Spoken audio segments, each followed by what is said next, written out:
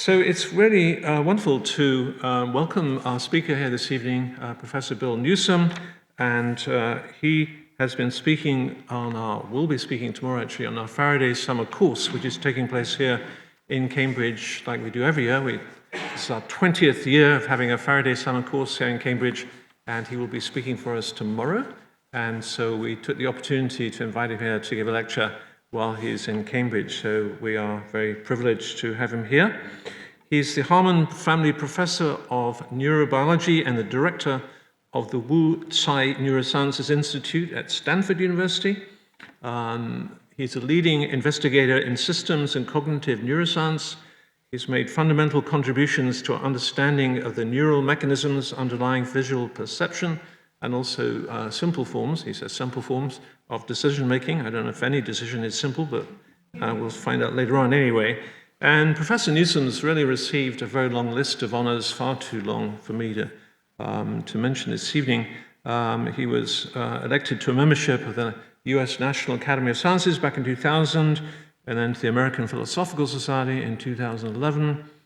And one of the big jobs he had to do, actually, that was sponsored or promoted by the previous, by the Obama administration, was to co-chair the what was called the BRAIN working group, BRAIN, which maybe I'll tell us later what that stands for, but it's a huge project. It's a working group to get this massive project off the ground, a sort of 10-year program of planning the future of the neurosciences in the USA. So he's been very involved in the neurosciences, both in the USA and many other countries of the world.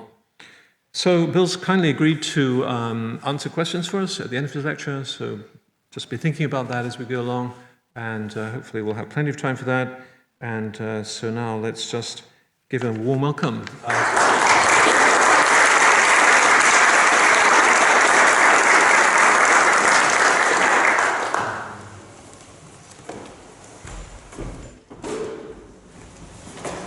Thank you, Dennis and Reverend Percival. It's a great pleasure to be here. This is actually my second trip to Eden Baptist Church. I was here about 10 years ago when I was on sabbatical in Cambridge, and Dennis brought me along to the worship service, so it's nice to be back in Eden.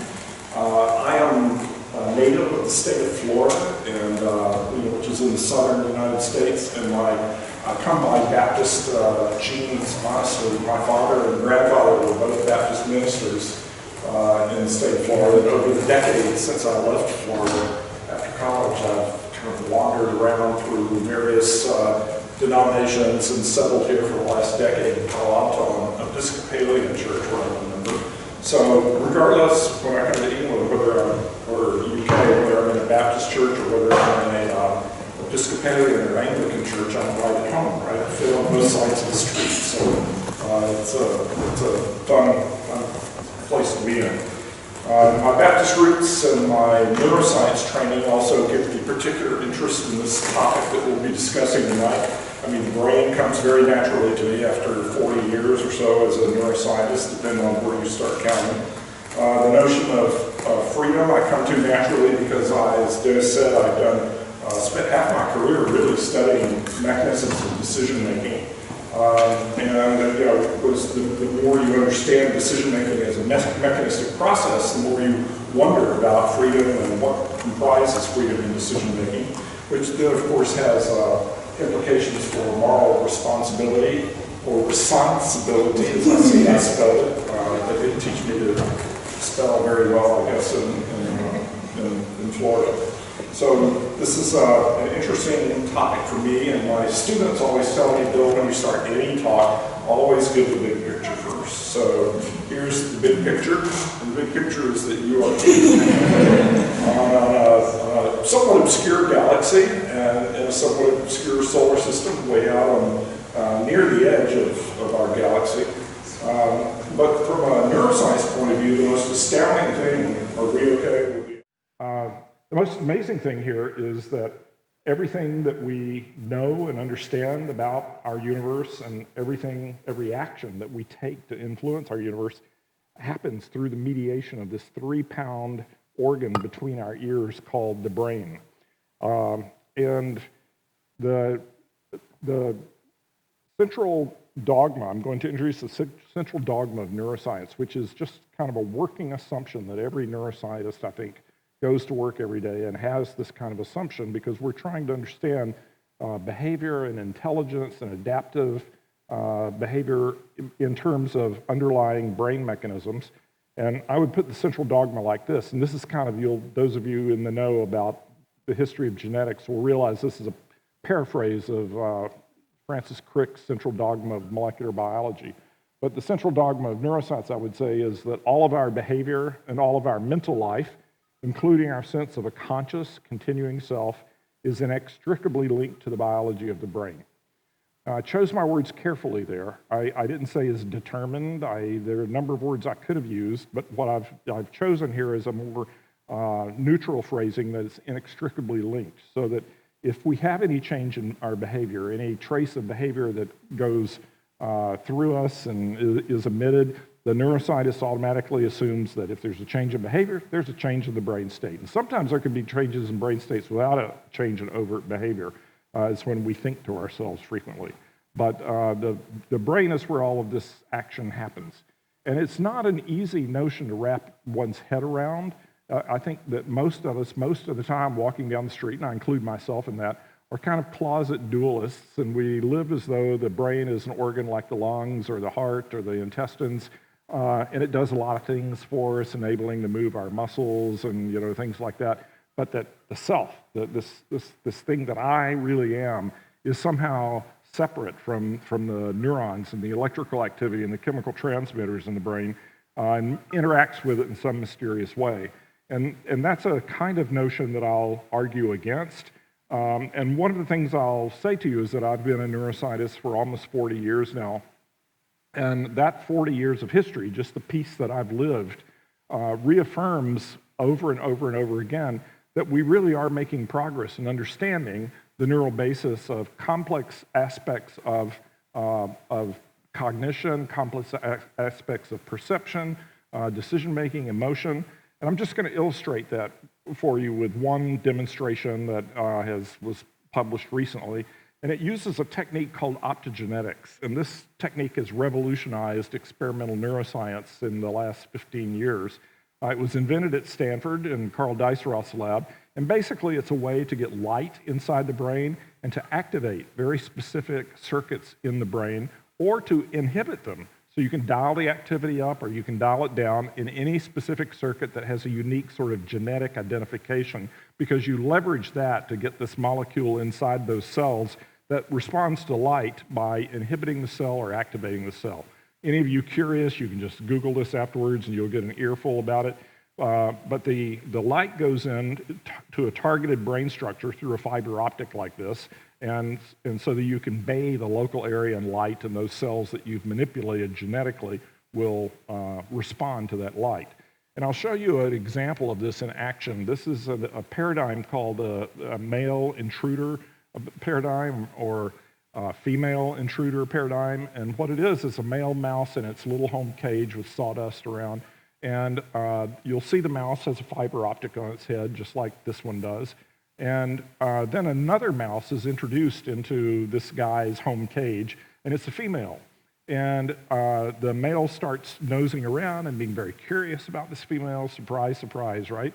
Until you'll see a little words come on that says blue light on. And that's when the light comes on and starts activating just a couple of thousand neurons in the amygdala, which is a structure that controls and modulates human and animal emotional responses. And you'll see a dramatic change in the behavior. So here we are, optogenetics in action. This comes from David Anderson's lab at Caltech. And this is optical stimulation of these medial amygdala. So there's the male inspecting this female. He's never seen her before. He's very, very interested. There's the laser on. And suddenly this animal goes into attack mode, right? And the poor girl doesn't know what to do. This guy's being very aggressive. This is the way he would react to a male, a novel male in his environment. And then the laser goes off, and he's just a normal male trying to be friendly to this female, right?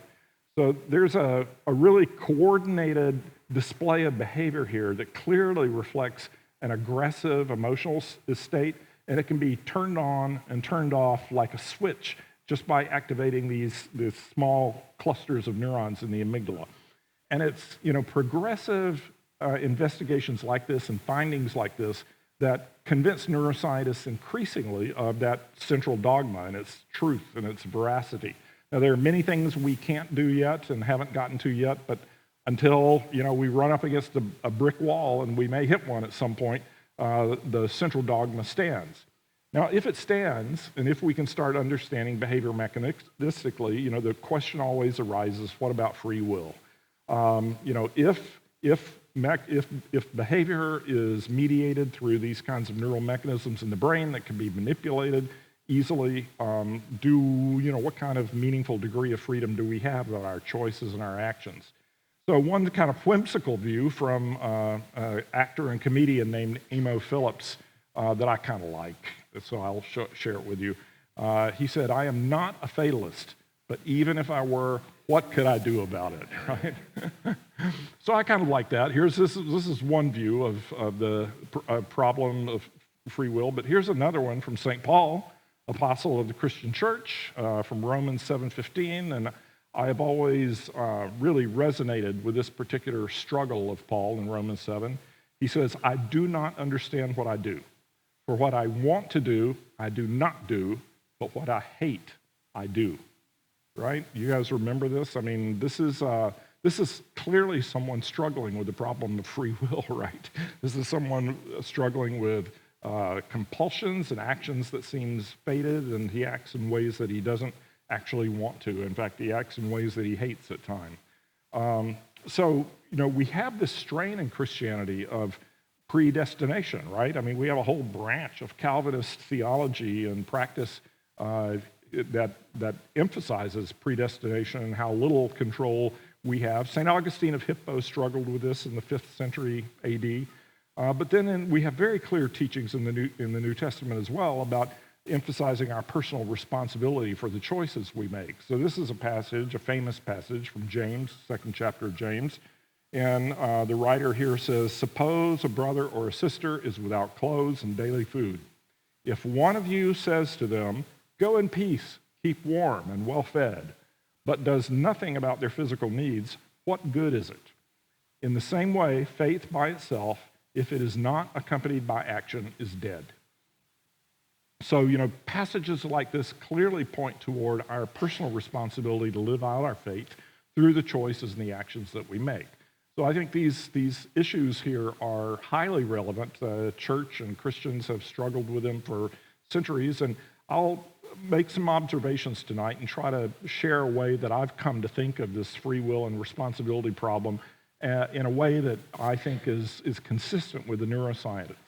Now, I'll tell you exactly what I tell my undergraduates when I give them a lecture on mechanisms of decision-making and free will.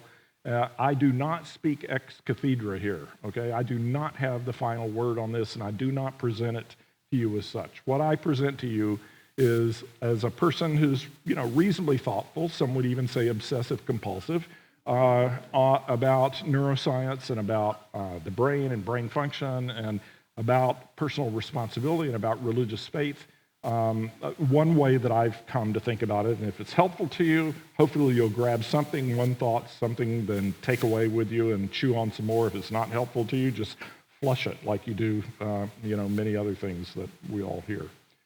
So there are kind of 4 ways, there are many more than 4, but kind of 4 ways that that people think about this. One is that we don't have any free will at all, and everything is determined from bottom up. All behavior is caused at the deep neural gears of action potentials and synaptic transmission and neurotransmitters, and our narratives that we make up with our language, our speaking brain, are just that. There are things that we make up for ourselves to explain what we do, but the real reasons we do what we do lie at a much deeper level than that, and is determined just as much as Isaac Newton's billiard ball world.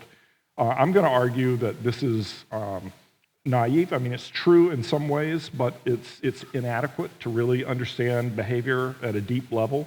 So I'm going to argue against it. There are people, good scientists occasionally, who argue that the quantum mechanics gives us liberation in some sense from this deterministic view of the world and of brain and behavior, and that the quantum phenomena, which are fundamentally stochastic, create room for the action of freedom of the will. I am skeptical of this. One thing, because I've talked to many biophysicists, good biophysicists over the years, and mostly they say that the molecules that give neurons, that's nerve cells, their electrical properties, electrical signaling properties, these molecules, they're big channel, what we call channels, that the molecule changes its shape and allows current to flow in and out of the cell. But these molecules are already too large and too dense to be subject very much to any quantum mechanical phenomena. So they say there's noise in the brain, sure, but it's thermal noise, it's heat noise. You know, it's random channels opening and closing randomly because of heat floating around in the brain. But I'm going to cross this off, but there are some smart people like Roger Penrose, who just won a Nobel Prize in Physics a few years back, and even the UK's favorite, I'm having a senior moment, the Master of Trinity at Cambridge and head of the Royal Society, Christian apologist, Polkinghorne. Thank you, John Polkinghorne. John Polkinghorne, in some of his writings, alludes to this quantum brain hypothesis. Now, here's one that's a real bugaboo, and I've already alluded to this by saying that most of us, as we run around every day, and including me, have this kind of view that's bordering on dualism.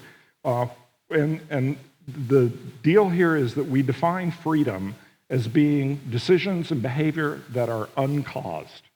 And the notion is that if something about our behavior has a cause inside the brain, then it's not free.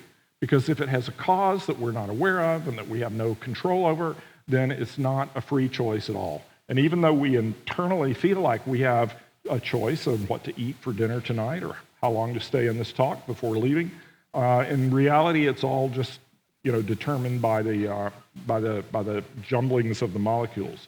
So this is a very hard one to get away from and to really start thinking about decisions that are caused but still have a meaningful degree of freedom. But I'm going to urge us to stop thinking that way as much as we can, and rather I'm going to argue for a point of view that when we talk about freedom in a meaningful sense of the word, what we really want and are longing for and have some conviction that we have at least some of the time is what I'm going to call self-determination or autonomy. So we don't want freedom, complete freedom from determination. What we want is self-determination rather than determination by forces outside our awareness or outside our control. I'm going to define self-determination this way. I'm going to say that my behavior is caused, at least in part, by my own beliefs, my values, my memories, my goals, my aspirations. Okay, these are high-level phenomena, cognitive phenomena and valuing and emotional phenomena in the brain. And what I'm going to argue is that they play a causal role in our behavior, and that's what we really want. We don't want our behavior to be random, like it might be from quantum mechanics. We don't really want to be a dualist, I don't think, because if we are, then we have this problem that Descartes had, and every dualist since Descartes, of how does the immaterial soul interact with the physical brain? How does that happen? And that's a deep problem. But I think that the real meaning of freedom that we want is self-determination. Now, we all know that much of our behavior is not self-determined. We know that we have influences from culture, from our family of origin, from just the way our brains are wired up. Some of us are irritable by nature. Some of us are placid by nature. All of those things play a role in our behavior. And cognitive psychologists, experimental psychologists delight in doing clever experiments to show us unconscious influences on our choices, where our verbal narrative is one thing, but really we can show you under highly controlled laboratory conditions that your choices were primed by this reading that we gave you 30 minutes ago. But the notion here, the claim for self-determination is that, at least in part, our behavior is determined by these things that we really cling to as the central part of ourselves. So I'm going to have a coda here that I hope I'll have time to come back to in the end, that conscious, rational thought plays a causal role in my behavior. This is not a talk about consciousness. But I'll make a comment on that at the end if I can come back to it. But to get to this causal role, where does behavior actually come from and our choices actually come from, I think the key issue is what counts as a cause, okay? So if the causes of behavior, if we restrict them to the fundamental four forces of physics, electricity and magnetism, gravity, strong nuclear forces, weak nuclear forces, then that's going to eliminate most of these higher level beliefs, values, memories, goals, and aspirations as causal factors. But the key issue is what counts as a cause, and can we think reasonably and scientifically accurately about high-level causes, and I'm going to argue that we can, okay? And I'm going to argue that through thinking I'm going to take a test case, something that neuroscientists have studied for decades, and it's maybe our best example of a high-level cognitive phenomena that we think we understand pretty well at this point. And it's long-term spatial memory.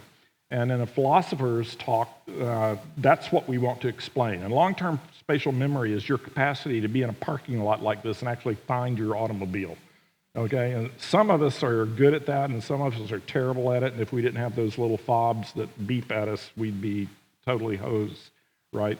But this is the thing, that it can be quantified and measured and that we want to understand, so that's our explanandum in philosophical terms.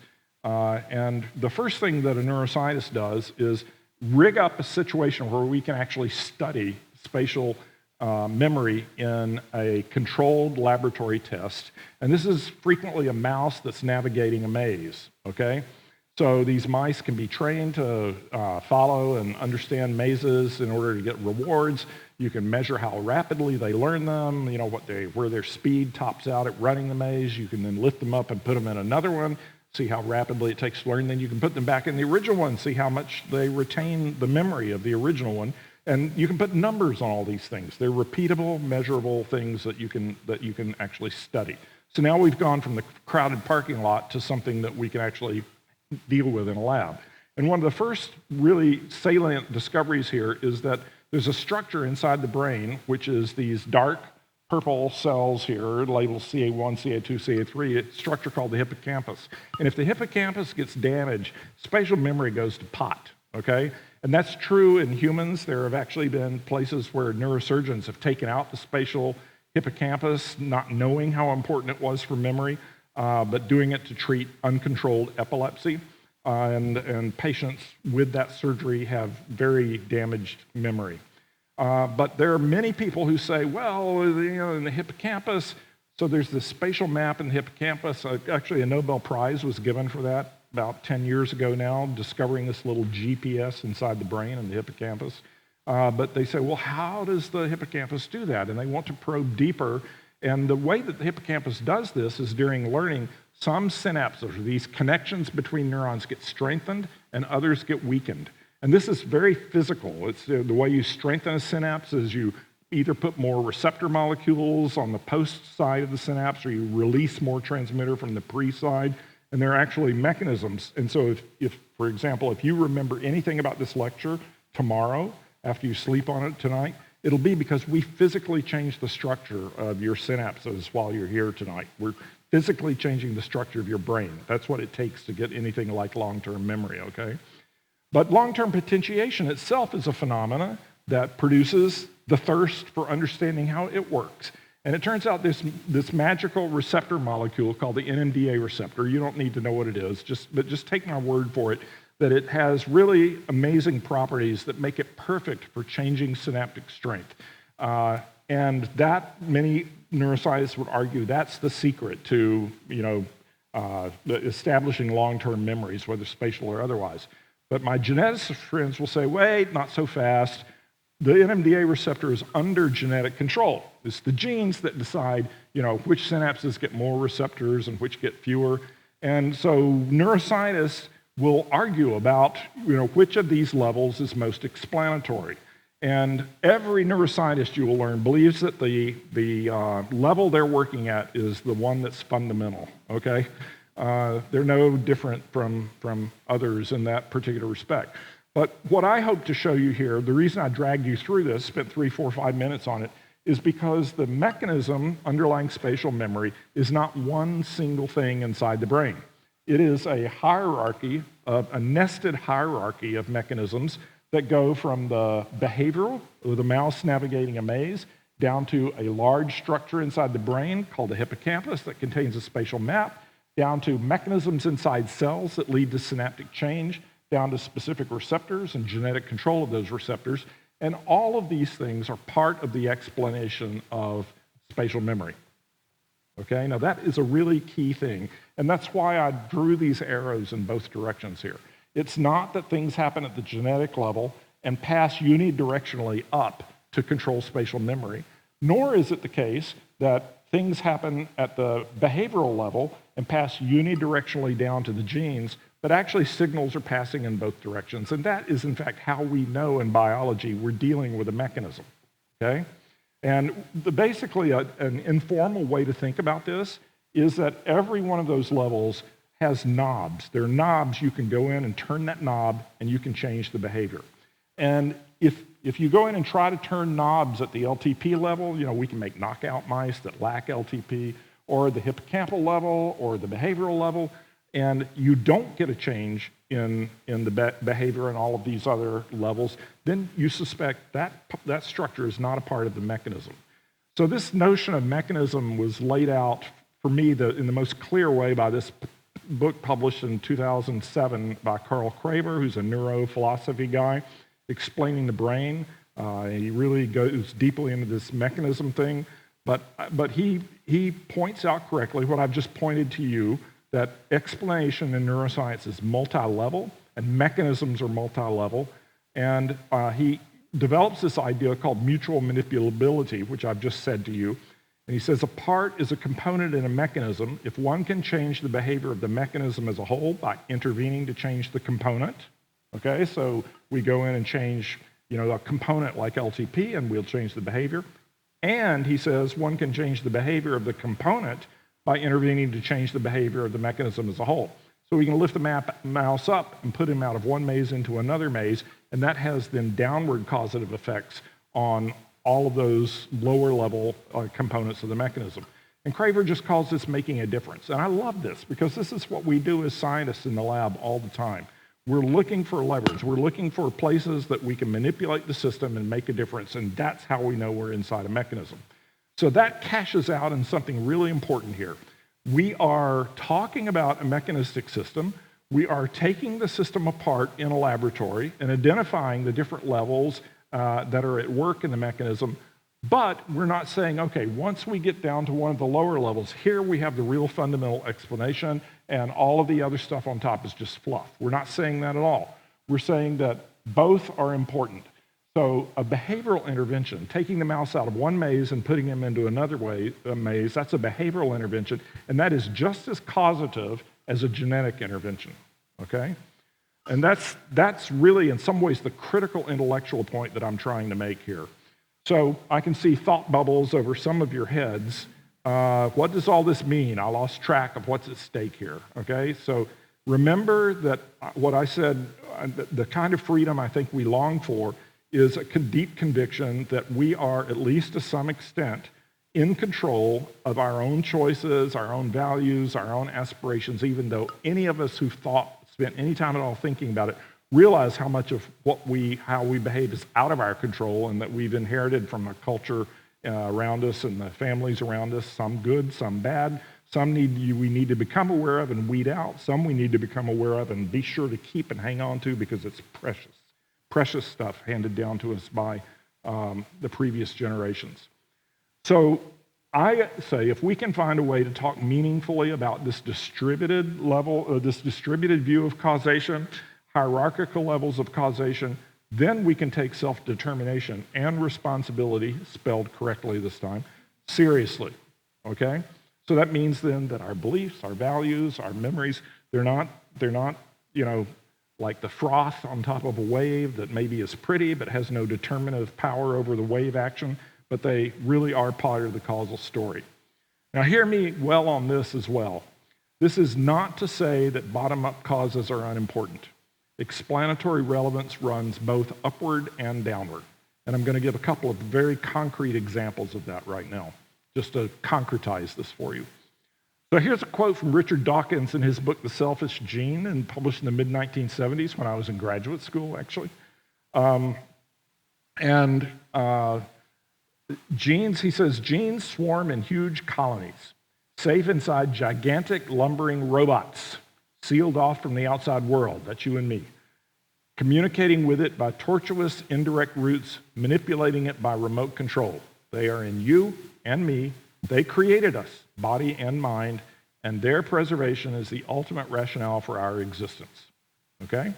So this is a very bottom-up view of genes and gene language. Okay? The genes are in control. We are merely the vehicles for them expressing and reproducing themselves.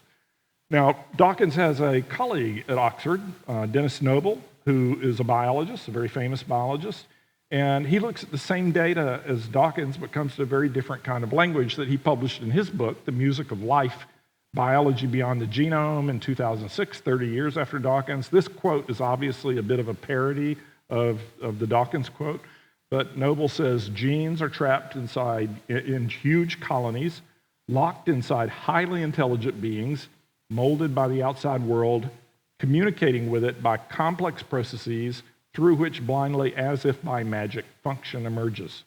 They are in you and me.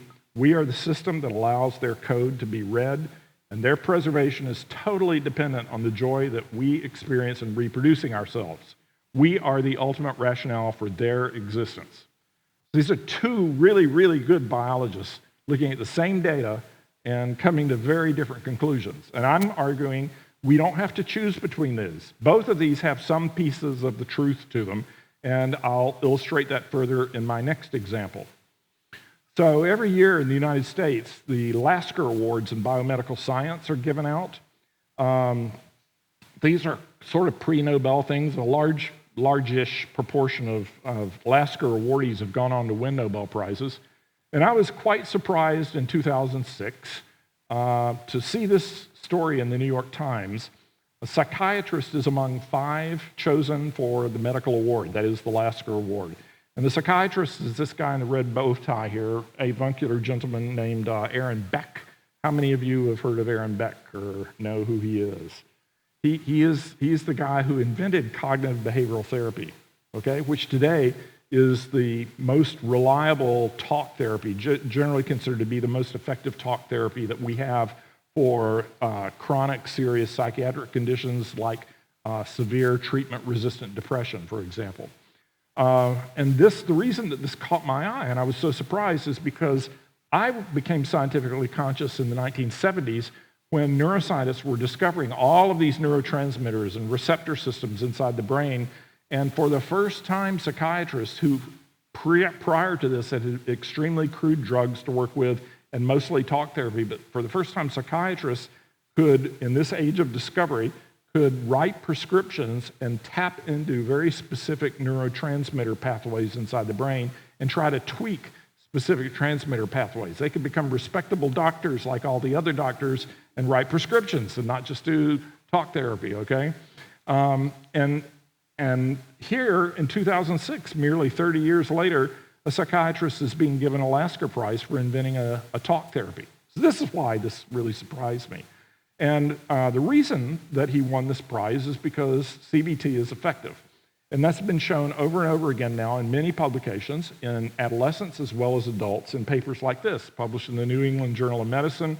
And what this paper does, it takes a controlled group of people with serious treatment-resistant, thus far, depression, and it splits them into 3 groups, and it gives a third of them CBT, cognitive behavioral therapy, and a third of them serotonin reuptake inhibitors. That's a class of antidepressant drugs that many of you, I'm sure, are familiar with.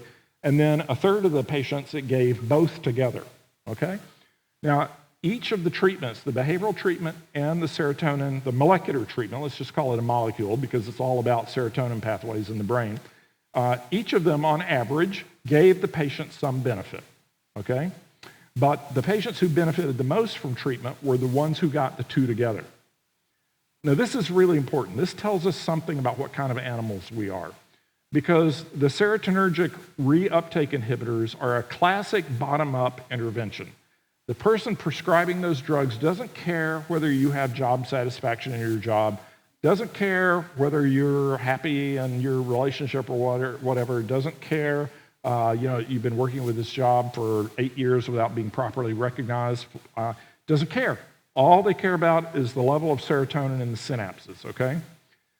Now, the CBT therapist, that's a classic top-down intervention. Remember we talked about these knobs in a mechanism where you can intervene, you can turn the knobs, and you can get results that you're looking for in the behavior that you care about. In this case, the behavior is depression, and these two approaches are turning knobs at different levels, and the patients are better when you turn the knobs at both levels, both the bottom-up and the top-down. So the whole goal of cognitive behavioral therapy is to change a patient's beliefs about the world and their pattern of interaction with the world. Aaron Beck himself called this cognitive restructuring. And the person who does CBT doesn't really care about the level of serotonin in the synapses, okay? They care a lot about your beliefs and patterns of interaction with the world and how we can modify them to get better. So this all follows from this notion that neuroscience explanation is intrinsically multi-level. It's multi-level, and causality ripples up and down through these multi-level mechanisms, and there are knobs you can turn at each level, okay?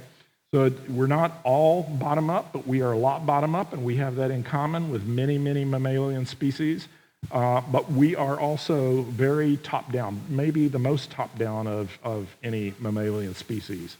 And the bottom line here for me is that your beliefs and my beliefs matter, okay? They're not epiphenomenal. They are not tales that we tell ourselves. As Macbeth would say, it is a tale told by an idiot, right? Full of sound and fury, signifying nothing. It's not that way. Your beliefs really matter. And I think that autonomy, which is the key to thinking accurately and responsibly about freedom, remember I define it as my behavior is caused at least in part by my beliefs, values, memories, goals, and aspirations. Now, here's this coda that I promised you I would get to. I also want to say that conscious, rational thought plays a causal role in my behavior. Thus far, I haven't said much of anything about consciousness other than mentioning a few things about awareness and having influences on our behavior that we're not even aware of, right, until some clever psychologist tells us about it. Well, there is a school of thought among neuroscientists, some neuroscientists, and that consciousness itself is epiphenomenal, or consciousness and the linguistic properties that go along with it are epiphenomenal, and they are stories we tell ourselves that are out of touch with the real causes of behavior. And sometimes that's true, right? The psychotherapist would be out of business if that was not true, because frequently as psychotherapists, we probably have a couple in the audience here tonight on a topic like this, frequently psychotherapists know that their main job is to get past the narratives that patients tell themselves about their lives and their behavior, and helping the patient bit by bit to come to a more realistic understanding of what's really going on in their lives. So sometimes this is certainly true that our behavior is driven by things we're not even conscious of. But becoming conscious of those things then gives us an opportunity to make moral decisions. So my personal best example of this is that I grew up in Florida, like I was telling you guys. Florida was a member of the Confederacy, part of the South. I grew up I was born in 1952. I grew up in an era of segregation, complete segregation of the races, Jim Crow era, and it was just the culture that I grew up in. It's just the way things were. I lived in a little town of 10,000 people. There were 70% of those were white, 30% of those were black, and that we had completely separate schools, completely separate churches, completely separate city swimming pools, completely separate places in the movie theater where we could and did sit. You all know the famous stories about the buses and things like that. And it was something that, was just a part of the culture, the milieu that I was raised in, and I didn't think, hardly anything about it. Okay, maybe occasionally I thought a little bit about it, but not much, until the civil rights movement came along in the 1960s, and I was a teenager at the time, right? And that made a large impression on me, and I read and I tried to understand what was going on, and for the first time, I began to see that this was a corrupt and unjust way of organizing society, and I became to be convicted of that, in part, honestly, for religious reasons. I could see in Paul, in Christ there is no male or female, no slave or free, no this or that. And it was not a hard extrapolation to say no black and white. So I started working to change my beliefs. It was not easy. There were emotional backsliding, emotional resistance. But the fact that I had become conscious of the contradictions in the system that I was living in, it was only then that I could start trying to change things. And I think this is generally true. So if somebody shows me 10 years of papers I've been grading for undergraduates and shows me a convincing amount of data that I've been grading people with one accent differently than another, or people of one sex differently than another, or people with one appearance differently than another, and the data are there, I have been operating with, subconscious prejudice for years and didn't even know it. And there's no chance of correcting it if you're not aware of it, right? If you're not conscious of it. It's only when you see evidence putting two and two together and you become conscious of things that suddenly there is a moral, ethical decision to be made. Now, that moral, ethical decision may not be the right one, right?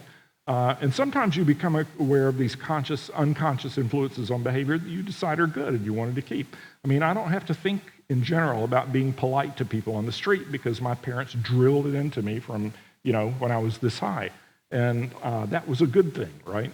So I'm not saying that all these things are bad. I'm just saying they're there, we're not aware of them, and that becoming conscious is a critical causal step. It's permissive. You can't even do anything about it until you become conscious. So I'll just close by saying that the kind of understanding that I've tried to communicate to you here of our title at the beginning is this understanding of brain and freedom and responsibility. It doesn't prove anything religiously, okay? This doesn't prove that God exists. It doesn't prove that Christ was who he said he was. It doesn't prove that a theistic approach to the universe is the right approach to the universe. But I would argue that this understanding of brain freedom and responsibility is open to a holistic and profoundly religious view of the human person and our quest for meaning. So I would say that it's consistent with. Now, someone can grab this view and run with it who's not a religious person, not a Christian, not a Muslim, not a Jew, not an atheist, agnostic, whatever, can still grab this. It's open to being grabbed, in which case I, as a Christian, can be an ally with someone who's not, and we're on the same team, and we're fighting for very similar things. So far from the notion that science and religion combat each other, or that neuroscience in particular combats a religious understanding of brain and behavior, I would say far from that this kind of understanding that I've tried to present to you is open to a holistic and religious view of the human person and our quest for meaning. And with that, I will stop, and I think we still have quite a bit of time that we can save for discussion, question and answer. Some of you here are undoubtedly more expert on some of these topics than I am, and I'm eager to hear from you and your opinions. So thank you very much for listening, and let's talk.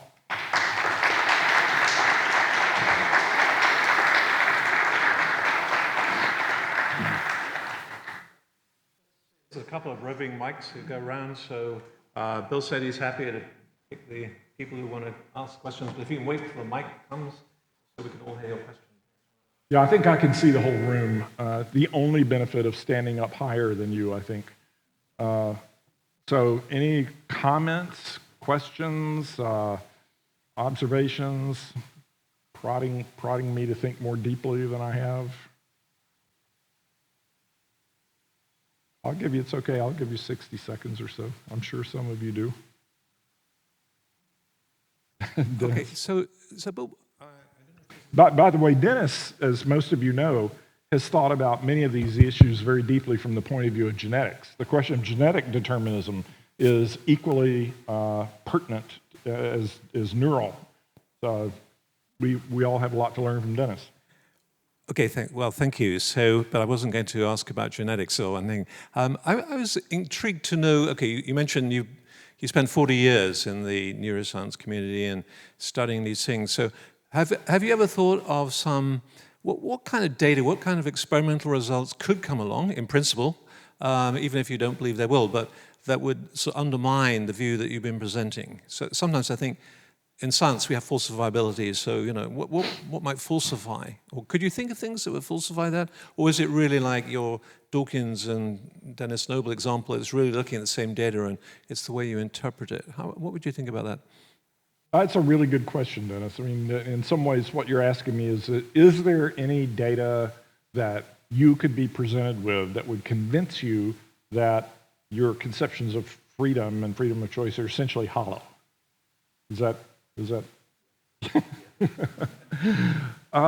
it's a really good question. I don't know. I mean, I have tried to look the devil in the eye, so to speak, and really, take physicalism at its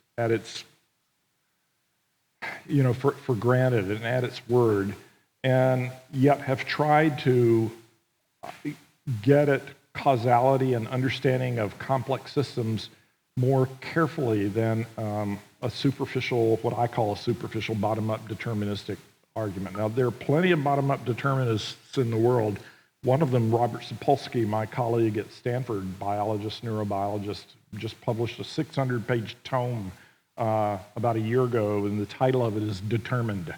And the whole book is about determinism, and arguing that every choice we make is determined, trying to readjust our view of life to that.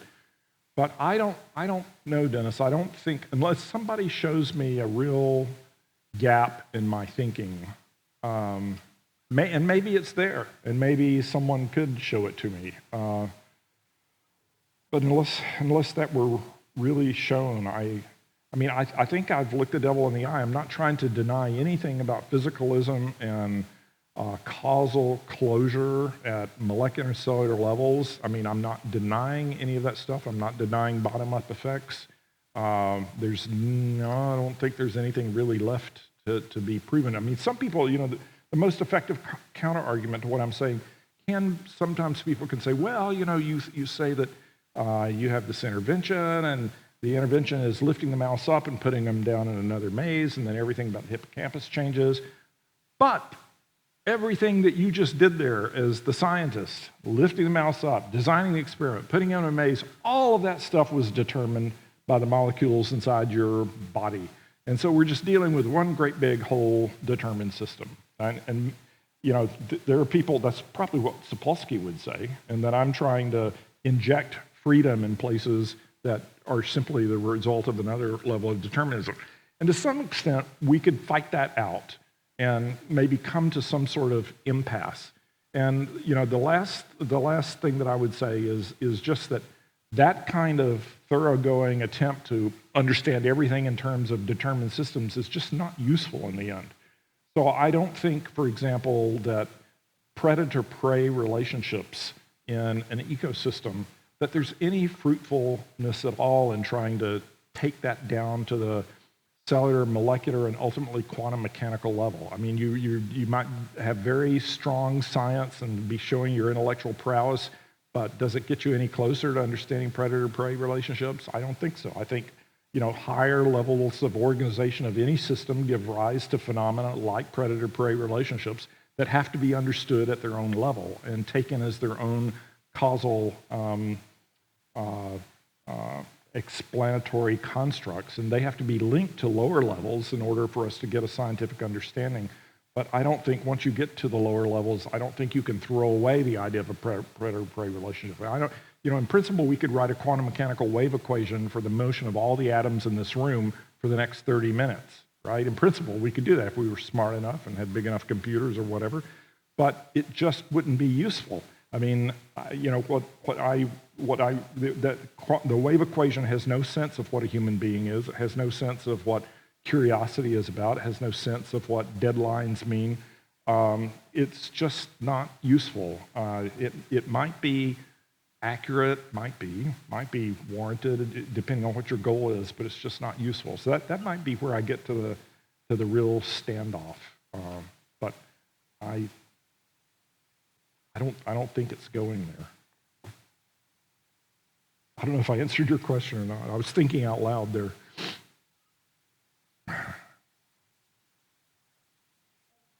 Next. Okay, first. I'll try to be more succinct in my answers to give more time.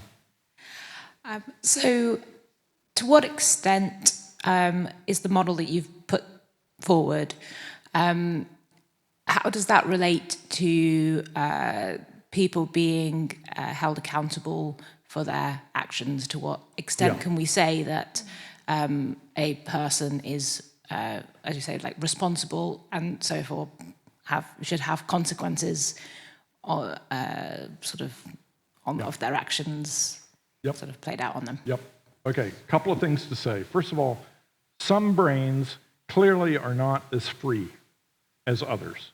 They're not as autonomous. They don't have as much of a capability for having behavior driven by values and beliefs. The most flagrant example being someone in the midst of a flagrant schizophrenic break. That person has little to no control at all, right? But there are also others. There are people, children who have been abused as children or have been born to addicted parents or, who have restrictions on choice due to genetic diseases. We can't hold people to exactly the same standards that we hold neurotypical, typically privileged kind of people to. And our legal systems mostly they recognize that. We don't hold someone who, kills somebody in the midst of a psychotic break. We don't hold them to the same standards of responsibility that we hold an overpush. That doesn't mean we say it's okay for you to kill somebody in the middle of a psychotic break. We still want to hold people to some standards of behavior and expect people to make an effort, right, that within the possibilities that they can. And this is a situation where law and legal responsibility and moral responsibility are very, very different from medicine.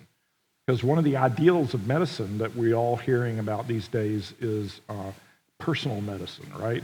Medicine that's tailored to your genome and your experience and your, background. And what works for you does not necessarily work for somebody else. And a big problem with all of our clinical trials is that we're averaging this out just by trying to treat the average person, right? And the ideal is to get to personalized medicine. But we don't want to get to personalized law, right? We don't want to change the legal requirements for every person. I mean, one of the binding properties or characteristics of the law is that we're all equal under the law. And we're not all equal, right? But still, we don't want to lose that. And we don't want to have one law for you, one law for me, one law for somebody else. We want everyone to strive as much as possible towards a consensus norms for behavior. So, answering your question there, I'm trying to just lay out kind of the obvious that all brains are not created equal and all brains are not developed equally in development. And we do try to take those things into, and the law tries to take those things into account in sentencing and stuff like that. But we don't want to lose the sense that we're all operating together and all striving for certain norms. So I'm trying to strike a balanced line here. Thanks for the question. Okay, more hands going up. Thank you. I'm interested in sort of what you're trying to do here in terms of, I was very interested in the answer to the first question. We were talking about this kind of philosophical view of what I might call global determinism, as in you here have some values and beliefs, but where did they come from? They may have come from how you were formed in the womb, how your parents brought you up. So there may be some sense in which the whole universe, philosophically, the whole universe is determined and our choices and actions are determined on that global level. So is what you're trying to do not so much interact with that, but just think about how should we function as humans and as a society as a whole, given this multi-level causality, rather than what the global philosophical view is about whether we are determined or not? Yeah, I mean, it's a good question. And first of all, I would say the philosophers who really deal with explanation and causality and such, they actually make a distinction between causes of behavior that are operating in the moment as a choice is being made and a behavior is being executed, versus causes that preceded the moment in evolutionary time or in developmental time of the organism, right, that got the system to where it is so that it is more inclined to make one choice than another choice in the moment. They call the last one ideological causes, and the ones acting in the moment, I forget what they call them. They're in the moment causes. They have a name for it, a technical name for it. So, they recognize the causal structure of the universe on multiple time scales, which I think is really important and good.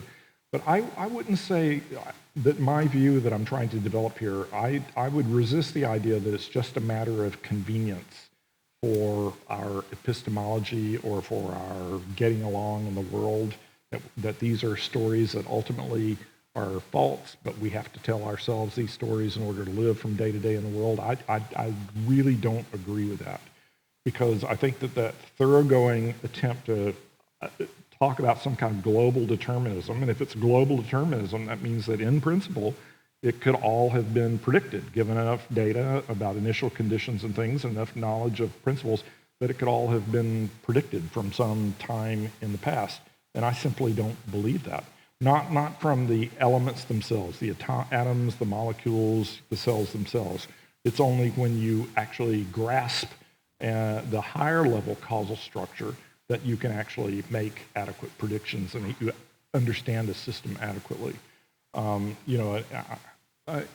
airplane, I mean, people, neuroscientists like Francis Crick, for example, was fond of saying, you are nothing but a bag of molecules. You're nothing but a bag of neurotransmitters and neurons and all of your joys and hopes. The famous Crick quote, your happiness, all of these is nothing more than blah, blah, blah.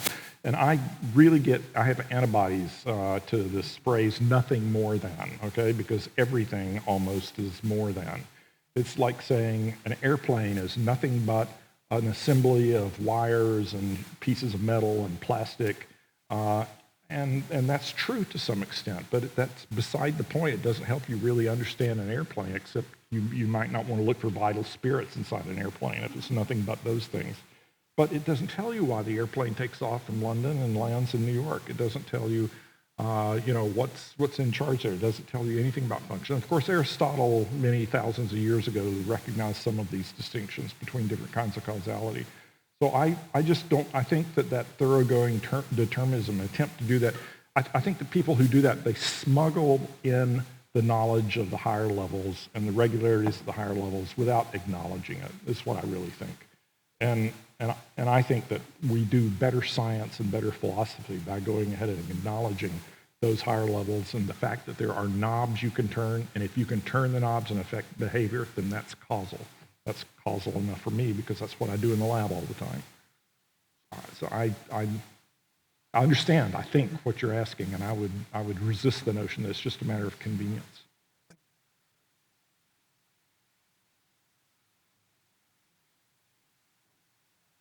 Thanks. So you said you reject determinism on a pragmatic level because it's not useful, or that other levels and layers are more useful or can be more helpful. Yeah.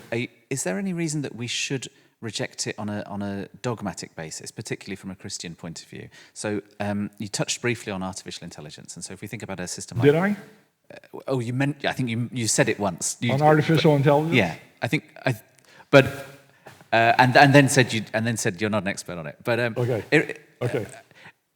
If I think about a system like ChatGPT, right, it's got some very high level software where you can talk to it or you can type things to it, and it will respond to you at that high level. But if you look at the software involved in it, software is built in layers in the same way as the model you've described as layers.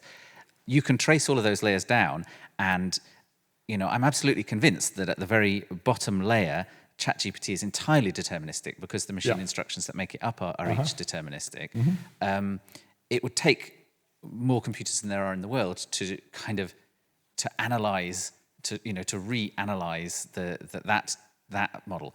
But I'm still completely convinced that it's entirely deterministic. Yeah. Is it wrong to think of humans as entirely deterministic from a dogmatic point of view, even if we accept that it's not pragmatically useful? I don't think so. I don't think it's wrong to think of humans that way. It depends on what kind of question you're asking, right? I mean, nothing that I've said here tonight, I hope, specifies or postulates any gap in physical causation, okay? It just says that causation is distributed among levels in a mechanism. And I would argue that for electronic circuits as well. So I would say that the circuits inside this thing constrain what it can do, okay? This thing cannot do anything that violates the laws of physics inside those electronic circuits. I mean, Kirchhoff's laws and all that stuff. But this thing's doing very different stuff when PowerPoint's running versus when ChatGPT is running versus when Microsoft Word is running. And it's not the electronic components that determine what's happening. It's a higher level of organization. It's the logical structure of the software that's actually more determinative. And if you want to change what this thing is doing at any moment, you don't want to go in there and start breaking connections and soldering them back together again in the hardware. You want to manipulate things at the higher level of the software, right? That's where the knobs get turned. And that doesn't mean that there's exceptions to physical law inside the computer. There are not. The software doesn't have little demons running around, right? But it's the software is where the causal power is. I mean, it's a combination of the software and the electronics, right? That's where the causal power is. And if the thing breaks, you want to intervene at the electronic level to fix it. But if the thing simply, you want it to do a different task, you want to intervene at the software level. So I'm not postulating, and I don't think you're wrong to think of our nervous systems as doing something similar like that. I don't think anything happens in there that violates laws of physics. Which professor, sorry? Sapolsky, yeah.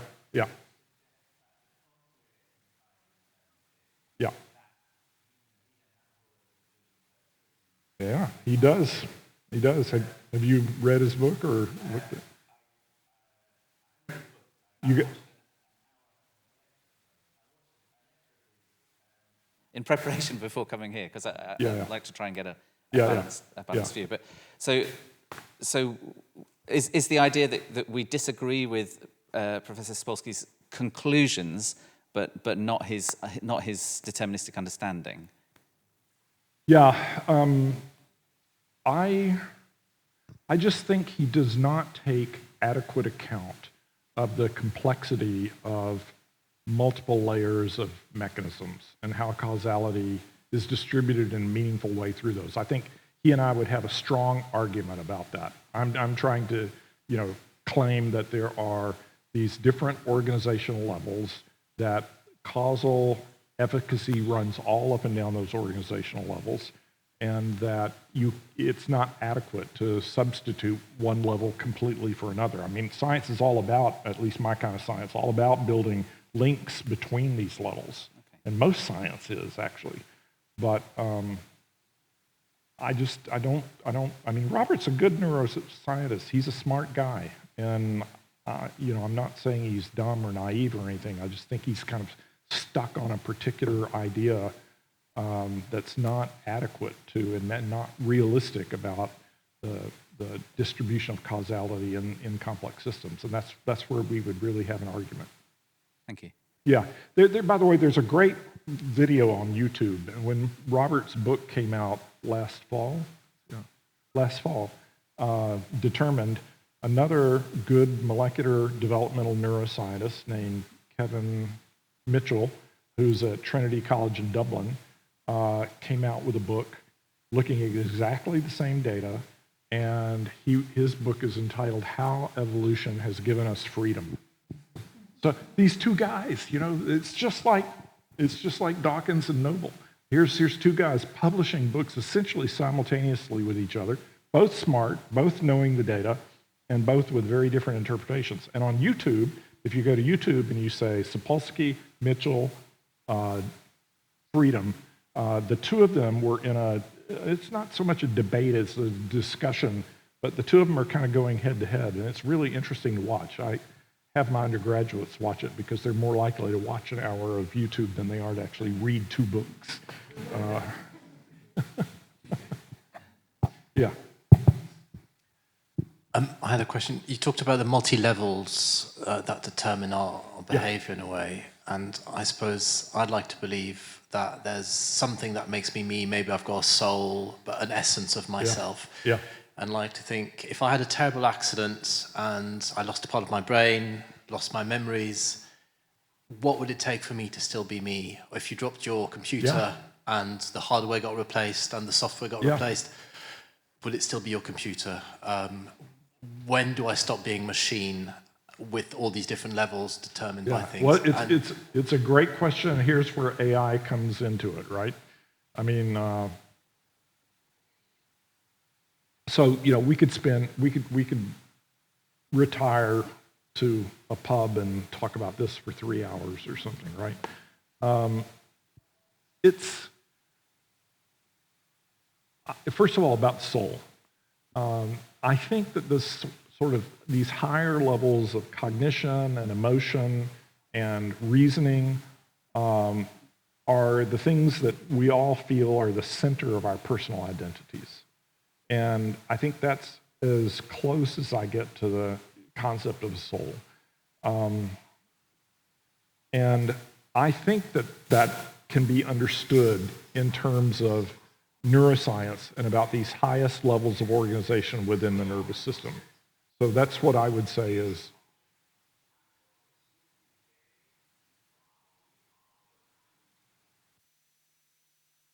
Okay.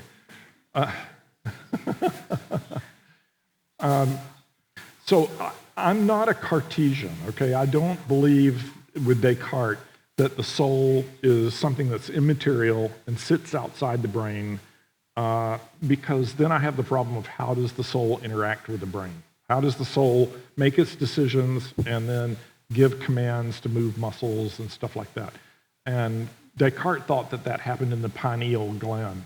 A Nobel Prize winning neuroscientist from the middle of the 20th century, John Eccles, was a dualist, and he thought that the soul interacted with the brain in these little ascending bundles of axons in the outer layers of the cortex.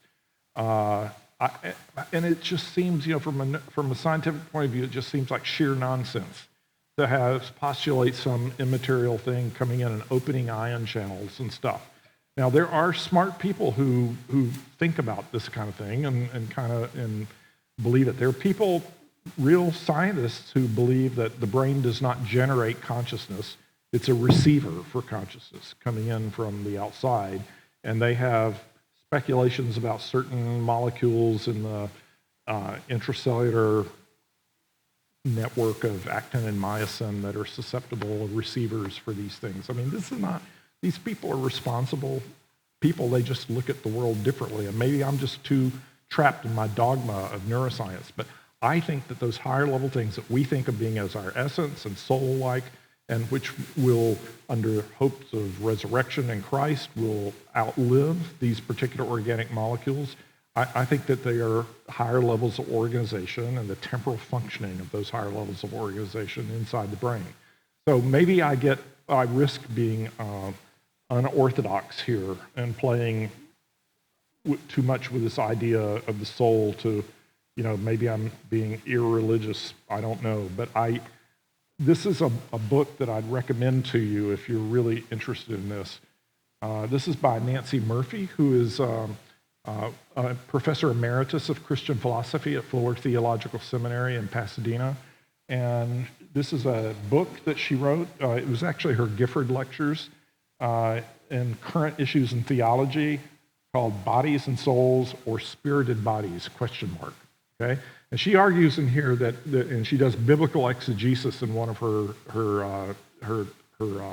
chapters, and she argues that the notion of separate bodies and souls is actually relatively recent emergence in the Judeo-Christian heritage, and the Jewish scriptures in particular viewed the person as a psychosomatic whole, not as some kind of split kind of organism. And, it's very rare you see a theology book with an MRI of a human brain on the front, right? And she gets the science right in there. I don't know about the biblical exegesis. I don't know Greek and Hebrew and all this stuff, but she paints a picture that's much more consistent with the Hebrew understanding. Now, I do think that it's not crazy to think about continued existence of ourselves after death. I think, at the year 2000, there was this Time magazine, taking predictions of all these learned people about what was going to happen in the new millennium. And I think Steve Pinker wrote an article about the possibility of downloading our brain organization into computers, some less perishable form than organic molecules, and saying that all of your memories would be preserved, all of your goals, if you just complete the pattern of organization of your brain, that all of that potential would be in there. And he said, if you could do it right now and ditch your body that we know is going to die in in 80, 90 years or whatever, and you can ditch it right now and download yourself onto that, would you take the gamble? Would you do it? And that shows that outliving these particular assembly of organic molecules is not crazy. Okay, non-religious people are thinking these thoughts. So I'm most of the time when I think about life after death, I can't even wrap my head around it, but I think that Jesus probably knew more about that than I do, and I'm willing to take some of that on faith from him and from the tradition that comes down to us from him. Yeah, you've been very patient over here. Just circling around to Dennis's original framing question, I was very struck by your citation of the cognitive behavioral therapist, because it seems to me there's a kind of confirmation of hypothesis in support of your view, in that if you're saying that thoughts and beliefs and aspirations and mental states have cognitive powers, and that in addition to the bottom-up causation from the genes, you have top-down causation from those mental states, then what you would expect, what you would predict in the realm of therapeutic psychiatry would be that something like cognitive behavioral therapy would be very effective. You predict the exact opposite if you had a solely bottom-up view, right? Yeah. So the fact that in the field of cognitive therapy, the cognitive behavioral therapy has been shown to be measurably more effective than other approaches, seems to provide support for the view that you're articulating. It's a kind of confirmation. It's a confirmation of a prediction that would flow from your ideas. So I don't think it's just a matter of two competing equally valid interpretations. I think you've got some data on your side to support that. And the other thing I was struck by was just your comment about how this tells us something about what kind of persons we are. Yeah. That we have these lower level physiological substrates, genes and receptors and proteins and all of that, but we also have mental states that are important. And so that is a kind of I know you don't like the word dualism, but you've got a kind of dualism of two different types of causes, a bottom up and a top down.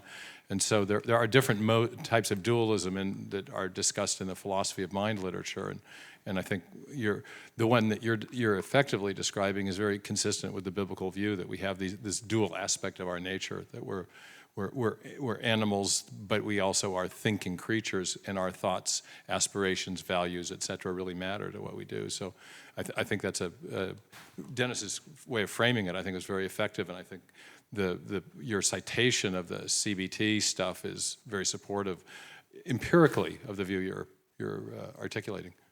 Yeah, I'm aware that there are at least two classes of dualism out there. I think I've heard them called substance dualism and property dualism, right? And I think the substance dualism is the one that I would strongly veer away from. property dualism, I don't know that I understand it well enough yet to veer toward or away from it. Absolutely.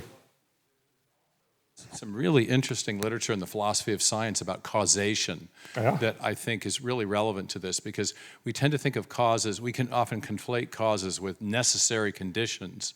But people said, well, they're not necessary conditions, they're sufficient conditions.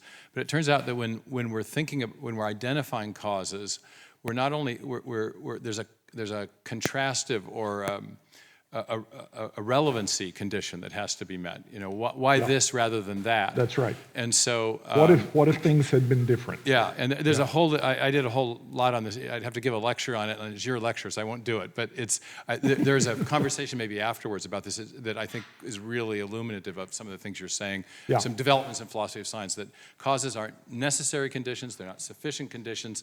They're something that involves sufficiency and a contrastive relevancy condition that I think supports what you're doing. I spent 7 months reading those papers when I was on sabbatical here a year ago at the Institute of Philosophy at the University of London. I traipsed through that literature in great detail, but I still have a lot to learn. It's interesting, you know, because Okay, we have worked, Professor Newsome, very hard on a warm night, and he's got another lecture to give tomorrow morning at the Faraday Institute. So I think we want to just thank him for a great talk and some real interesting things. Thank you very much.